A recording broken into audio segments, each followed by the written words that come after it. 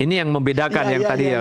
Nah, itu makanya pemilihan pemain itu penting. Nah, oleh karena itu kemudian strategi ini akhirnya mudah dikuasai atau dikendalikan oleh Australia. Nah, kemudian berkaca dari situ lawan Bahrain ada perubahan yang signifikan ya. Sekarang kita tetap formasi 3-5-2, tapi kali ini JIJSE lu tetap jaga posisi di belakang 3 nih, Rizky Ridho ya, sama satunya kemarin si Rizky Ridho, Mace Hilger sama si JIJS, tiga pemain. Kali kenapa Rizky Ridho dimainkan? Karena Rizky Ridho ini punya kecepatan untuk mengisi kekurangan kita pada saat lawan counter attack lawan. Kita nggak ada pemain yang cepat. Rizky Ridho ini cepat. bisa menjawab itu. Kemudian Verdong yang tadinya main center back kiri ditaruh lagi di wing back kiri. Ya. Kemudian yang lainnya tetap. Ya, sekarang yang membedakan adalah adanya Tom Hai dengan Pelupesi di sisi central defender. Nah, sekarang tugas itu dibuat yang keluar menyerang bukan lagi JIJS, tapi antara Rizky Ridho ya dengan Miss Hilgers. Nah, inilah yang sedikit membedakan, dan kemudian ini berjalan lebih ideal. Yang kedua adalah pemahaman taktikal atau pendekatan taktikal yang dilakukan adalah tidak lagi mengambil inisiatif untuk bermain attacking di zona lawan langsung. Tapi ketika hilang bola, mereka tidak high press, tapi mereka di setting untuk mereka tarik pemain semuanya turun tanpa bola untuk ada di sepertiga lapangan tengah. Nah, disitulah sekarang terlihat kita yang kali ini memberikan trapping kepada Bahrain. Ketika Bahrain masuk di zona tengah kita, disitulah kita lakukan pressing dan kita sukses. Kemudian kita fast attack. Nah, lawan Cina ini nanti.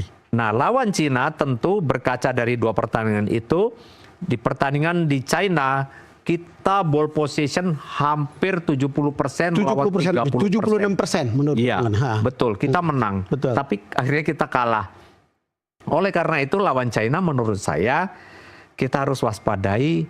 Cina pasti akan deep defending, kemudian akan lakukan deep defending, bertahan dengan dalam sekali, bahkan sepertiga daerah pertahanan dia untuk lakukan counter attack. Ini kemungkinan yang akan dia lakukan. Nah, oleh karena itu, menurut saya bagaimana bisa supaya mengeluarkan pemain-pemain mereka ini untuk tidak bertahan.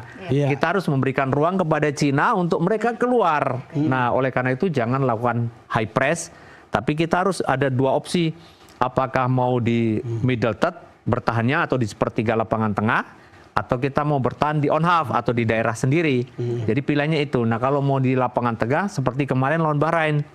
Nah, kalau mau deep defending, ini pola yang baru yang mungkin akan bisa dilakukan. Jadi ada 2 pendekatan yang menurut saya akan dilakukan oleh tim nasional kita. Tujuannya adalah supaya menyuruh Cina keluar menyerang dari pertahanan. Ya, dari pertahanan, baru kita lakukan trapping, pressing, kemudian fast attack. Coach, ini kan ada beberapa nama pemain Cina yang juga naturalisasi. Katanya untuk kali berikut ini paling tidak ada 4 pemain naturalisasi. Apa yang Coach bisa baca dari sini? Ya, artinya mereka mempersiapkan tim ini dengan sangat serius. Mereka melihat potensi Indonesia untuk bisa mengalahkan Cina ini lebih besar. Dilihat dari kemarin bahwa di possession play kita jauh menguasai mereka. Artinya kenapa? Karena kalau boleh dibilang kalau mengkomparasi sebuah tim itu biasanya kemampuan individu itu dilihat dari wah ball possession dia lebih baik. Artinya secara kemampuan individu mereka lebih bisa menguasai. Tapi kadang-kadang mereka tidak menang karena kenapa? Karena taktikal yang mereka kalah dibandingkan tim yang secara kualitas mungkin tidak lebih baik. Tapi dia mampu menerjemahkan taktikal itu dengan bagus dan bisa melakukan satu kontra strategi menghadapi tim dengan kualitas lawan yang lebih baik. Coach, kalau tadi bicara soal ball possession kemudian seperti ada pola untuk timnas Indonesia kita. Ketika kita menyerang ball possession tinggi, kita kalah. Ketika kita lebih bertahan, ball possessionnya rendah, kita justru menang. Nah, apakah memang tim ini, kalau Coach melihatnya memang didesain dari dulu memang untuk posisi counter attack gitu, memang tidak bisa high press gitu? Pertanyaan yang bagus banget ini. Yang pertama, saya akan sedikit mengenalkan tentang filosofi sepak bola. Apa yang silakan. Filosofi sepak bola itu ada 3 pilihan. Ada namanya asosiatif atau possession play, atau kalau bahasa yang sekarang tuh tiki taka lah. Tiki taka. Asosiatif. Kemudian yang kedua ada progressive possession, ya.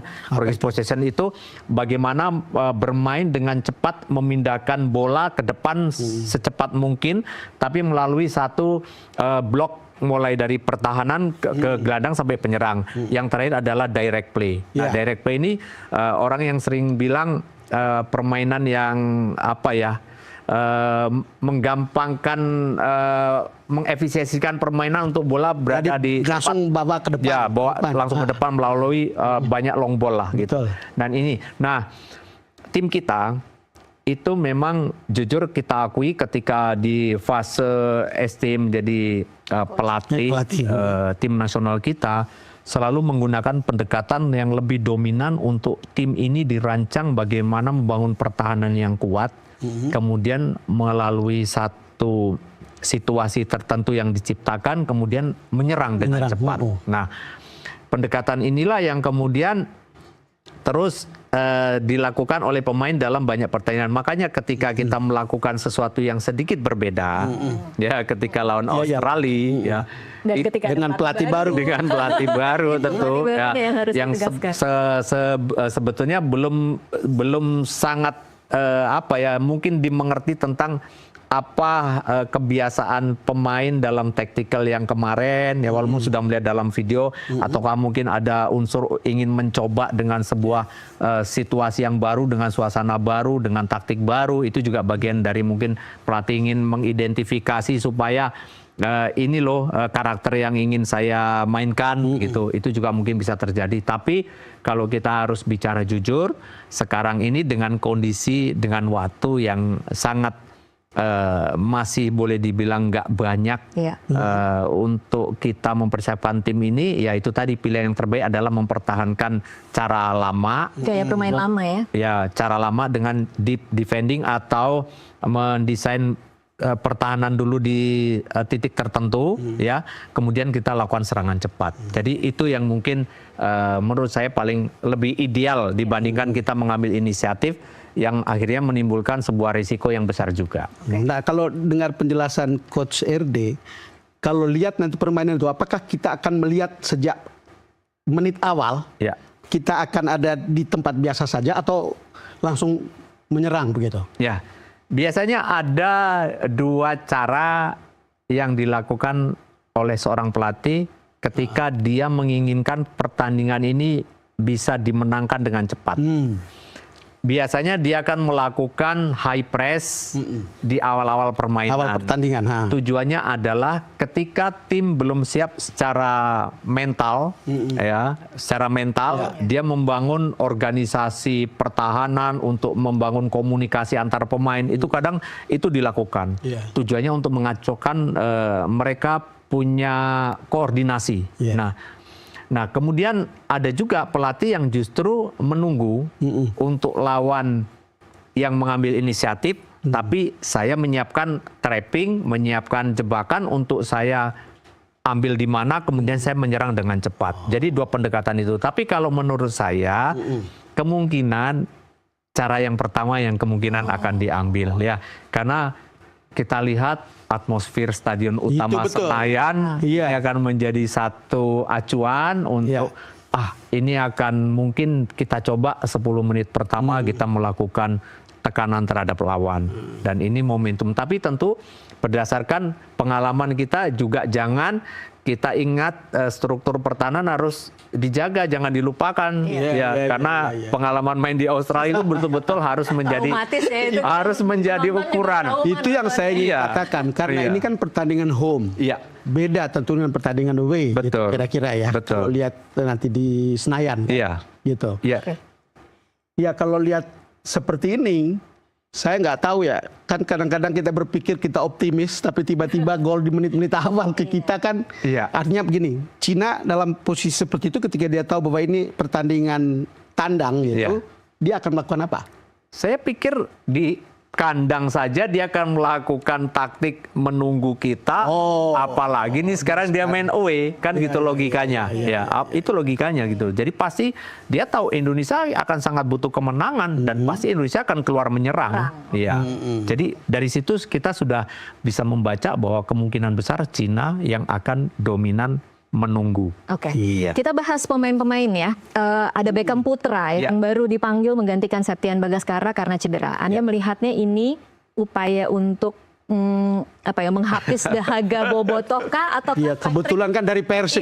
Atau Patrick Kluivert benar-benar akan memberikan kesempatan? Yang pertama kalau kita melihat bagaimana pergantian Beckham Putra ini masuk menggantikan Bagaskara, kan sebetulnya beda posisi ya. Bagaskara itu kebetulan juga mantan pemain saya di klub sebelumnya, itu striker. Real striker. Ya, dia sekarang di posisi oleh Romani ya. Sementara si Beckham Putra ini kan dia bisa pemain yang memfungsikan diri sebagai pemain nomor 10 atau second striker, atau pemain nomor 8 gelandang, atau dia bisa seorang winger. Tapi kalau Anda melihat kekuatan dari seorang Beckham Putra, kira-kira mampukah menggantikan Marceng misalnya? Ya, saya pikir Beckham Putra pemain yang bagus. Dia punya kecepatan yang jauh lebih bagus dari Marcelino. Ya. Tapi Marcelino punya kelebihan, dia sangat smooth dalam dribbling dan dia pintar menempatkan posisi.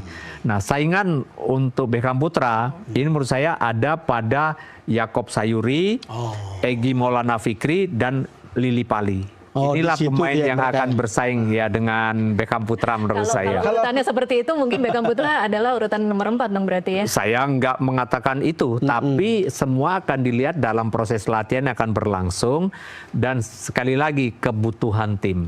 Nah, apa yang akan didesain, apakah kita akan benar-benar real main dengan 3-4-3 melalui winger kita yang diekspos untuk benar-benar dari luar, tentu mungkin bukan Beckham. Mungkin Sayuri, tapi kalau dibutuhkan untuk yang infilter, ya mungkin Beckham. Jadi sekali lagi tergantung taktik yang akan dibuat. Cuman memang kita kehilangan Marcelino Ferdinand ya, dalam 2 pertandingan, 2 gol 1 assist, kan gitu. Itu sebetulnya sesuatu banget begitu. Yang dalam level itu di penggantinya siapa sebetulnya? Ya, kalau melihat dari 2 pertandingan sebelumnya, di mana Ferdinand ketika kita menguasai bola melawan Bahrain dan Australia pun dia selalu akan create space di sisi sebelah kanan. Ya, dia menciptakan ruang di sisi sebelah kanan, dan itu menjadi target passing pemain belakang kita atau midfield kita kepada dia. Nah, kalau saya lihat siapa pemain yang biasa melakukan pergerakan di posisi itu, ada 2 pemain. Egy Maulana Fikri atau Yaakob Sayuri. Jadi 2 pemain itu. Nah, kalau Beckham Putra sama, kadang-kadang dia juga bermain di posisi itu. Tapi Beckham cenderung justru dia lebih dominan untuk dia masuk ke tengah. Ya, jadi yang membedakan karakter 3 pemain di sana. Tadi disebut Yaakob Sayuri, kan itu ada kembarannya. Betul. Yance Sayuri. Apakah mereka ini harus bermain berdua atau boleh pisah-pisah? Saya rasa enggak ya, bisa-bisa ya. Bisa.